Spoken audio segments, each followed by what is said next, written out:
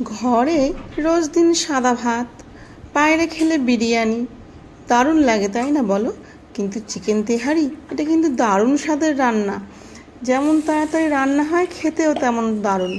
তো বন্ধুরা দেখো, আমি গোবিন্দভোগ চাল নিয়েছি চিকেন তেহারি বানানোর জন্য, আর চিকেন নিয়েছি। গোবিন্দভোগ চালগুলো ভালো করে ধুয়ে জল ঝরিয়ে কিছু সময় রেখে দিয়েছি, আর চিকেনগুলো ছোট ছোট পিস করেছি যাতে খুব তাড়াতাড়ি কুক হয়। তার মধ্যে দই, লবণ, আদা, রসুন সব একসঙ্গে মাখিয়ে ম্যারিনেট করে রেখে দিয়েছি। আর পেঁয়াজগুলো ঝিরিঝিরি করে কেটে নিচ্ছি যাতে পেঁয়াজের বেরেস্তাটা খুব সুন্দর হয়। অনেকে বেরেস্তা দেয় না, কিন্তু আমি চিকেন তেহারিতে বেরেস্তাটা পছন্দ করি। তো আমার মেয়েরাও খেতে খুব পছন্দ করে, সেই কারণেই দিয়েছি। তো ম্যারিনেট করে রাখা চিকেনটা দেখেই কিন্তু রঙটা, এর মধ্যে একটু হলুদ দেব না আমি।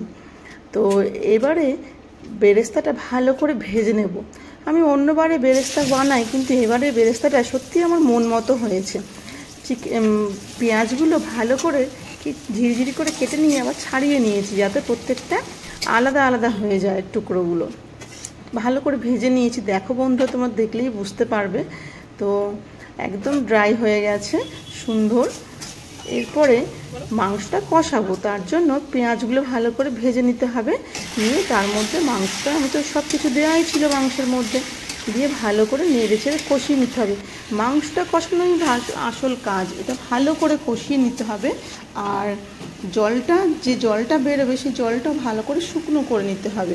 অনেকে চিকেন তেহারিতে আলু দেয় না, কিন্তু আমার মেয়েরা আলু ছাড়া তো খাবেই না, সেই কারণে আলু দিয়েছিলাম আমি।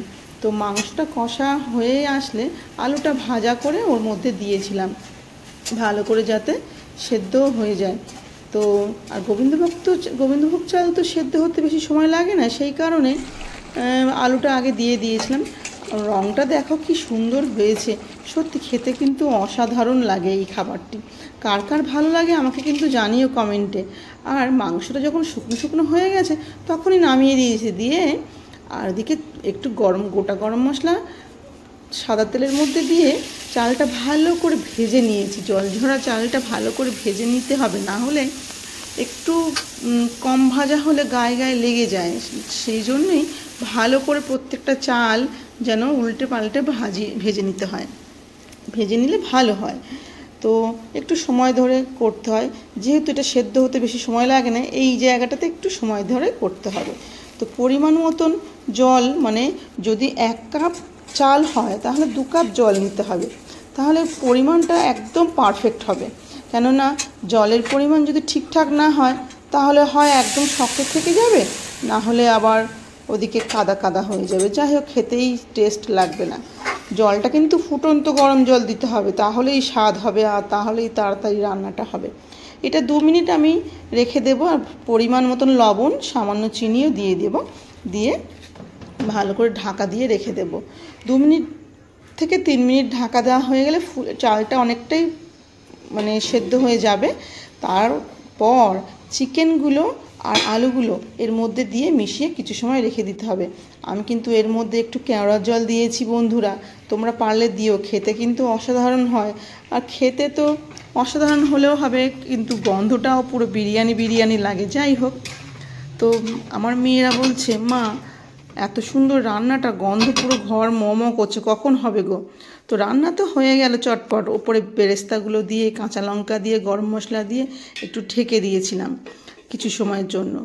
ঢেকে দেওয়ার পরেই তারপরে তো নামিয়েই গরম গরম খেতে হবে। ওদিক থেকে মেয়ে চিৎকার করছে, কই গো মা হলো? শুধু আমি এটাই রান্না করেছিলাম রাতের খাবারের জন্য। তো মেয়ে তো খাবে বললো, তাড়াতাড়ি করে ওকে বেড়ে দিচ্ছি, ও তো ব্যস্ত হয়ে যাচ্ছে। তো ওকে তাড়াতাড়ি করে খাবারটা দিলাম। তোমাদের কেমন লাগলো রেসিপিটা বন্ধুরা আমাকে জানিও। ভালো লাগলে একটা লাইক, একটা কমেন্ট করে দিয়ে যেও। ভালো থেকো বন্ধুরা, আবার দেখা হবে পরের ভিডিওতে। এখনকার মতো এইটুকু, আবার দেখা হবে, বাই বাই।